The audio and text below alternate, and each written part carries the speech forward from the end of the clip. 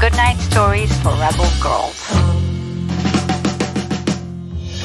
Hi, Rebels!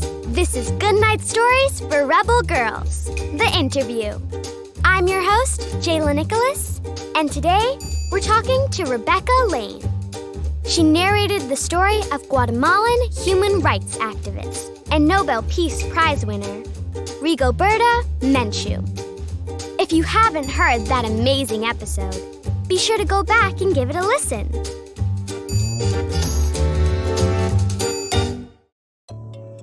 Okay, Rebeca, can you introduce yourself to our listeners? My name is Rebeca Lane. I am a rapper and I am a feminist activist from Guatemala. And I like to make songs, I like to do concerts, I like to do workshops, and I also really enjoy sharing stories with you. So, how did you become interested in making music, and in hip-hop specifically? Well, hip-hop was a movement in Guatemala City that brought young people together after the war. So for me, it was a very important place to start speaking out my voice. And my family, as Rigoberta's family, was also affected by the war. So for me, speaking out through music and through poetry was a possibility to tell the story of myself, my family, and my country as well. You were born in Guatemala City in 1984, during a time of the Civil War and a lot of government brutality. How has that influenced your life and your work?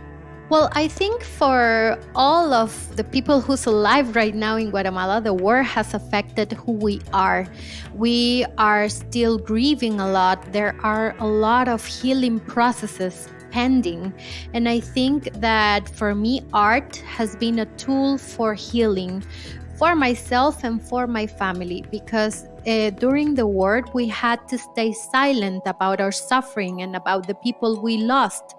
So art has given me the opportunity to speak out, to say who I am, who my family was, and where I come from. You brought us the story of Rigoberta Menchú. What does her story mean to Guatemala? And what does her story mean to you personally? I was very pleased when I was asked to tell the story of Rigoberta, because she is such an important woman and she's such an inspiring woman for us, because even during the worst years of the war, she never kept her voice silent.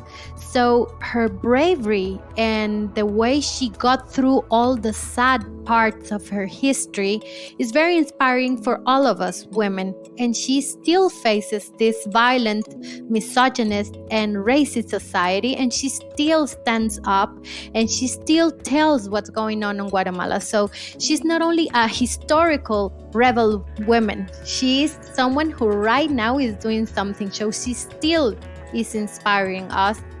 Speaking of inspiration, what advice would you have for girls who are interested in becoming rappers or performers?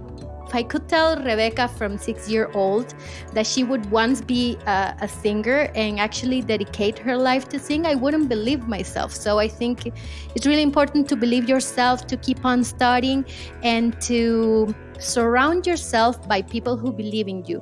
Because sometimes even your family will tell you, you're not good for this, you shouldn't do this, or your friends.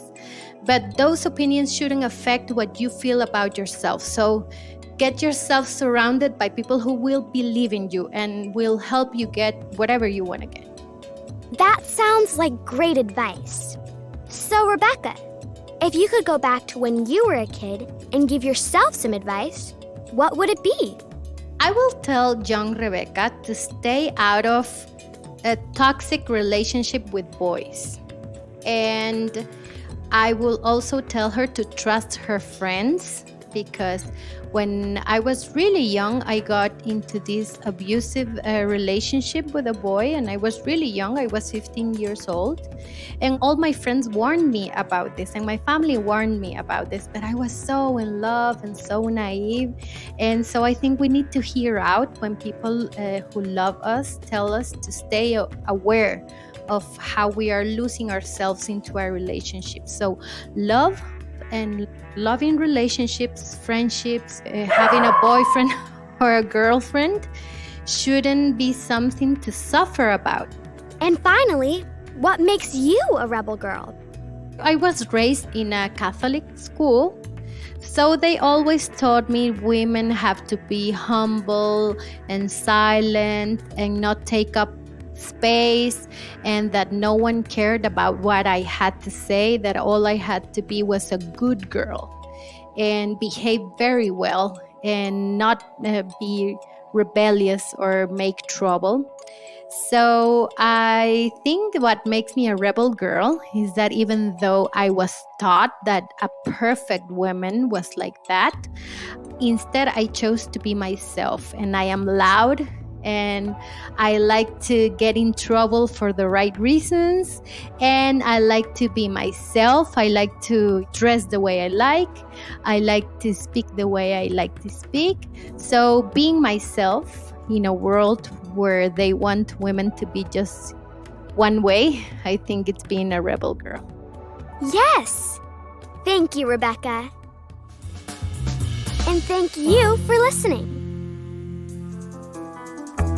If you like the show, leave a review on Apple Podcasts or wherever you listen, and share it with all of your friends. Catch you next time. Stay rebel.